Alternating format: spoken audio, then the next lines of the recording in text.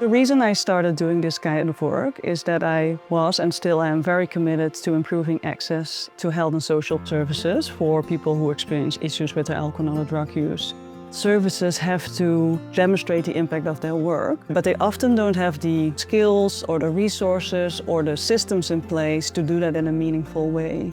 Penangba is this extremely amazing Aboriginal residential rehabilitation service with this focus on family-centric model of care. They wanted to develop a routine outcome monitoring system, and they wanted their staff to lead that and implement that. So basically, once the project ended, that their staff could still utilize it. Because this work was done in partnership, the tools and frameworks we developed were grounded in what actually worked within the service and not what looked good on paper.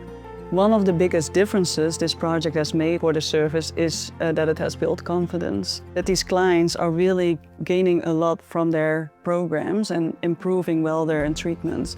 And it also helped embed evaluation as part of their everyday work, as opposed to sitting outside of their service.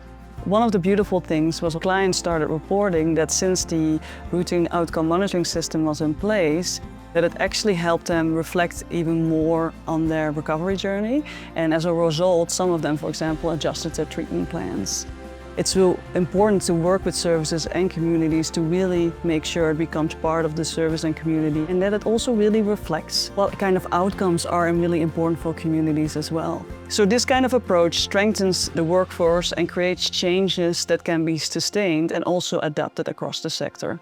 Looking ahead, what I would really like to see is that research really builds capacity building in project from the start, showing that research can both strengthen services internally and help protect and sustain innovative models of care.